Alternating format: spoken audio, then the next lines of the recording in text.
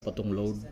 So yun, kung walang load is ganyan. So balik lang tayo sa channel 1. And yun, may salamat, mobile journalist Arles de los Santos. Thank you.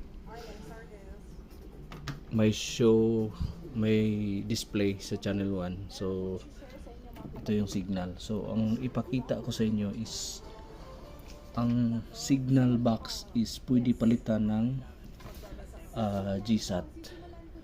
So with same setup, ilipat lang natin yung galing sa satellite dish, HDMI input at saka power. So yun gagawin natin. So off natin para sure, para safe. So bunutin natin, and then lipat na natin yung mga cable, HDMI input,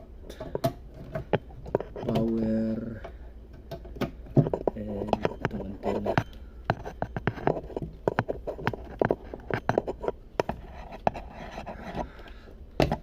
Tapos lipat natin sa GSAT. Lipat natin dito. So, yan.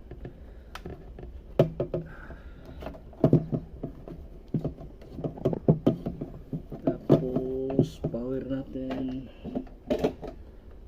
and then wait lang natin mag-on.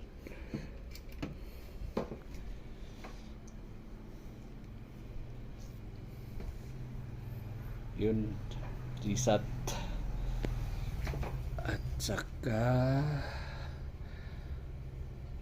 tignan lang natin.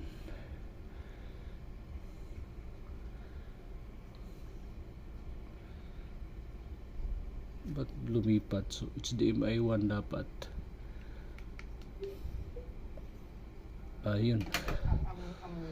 So ito sa GSAT is wala akong remote sa GSAT ngayon. So i-check lang natin manually sa channel.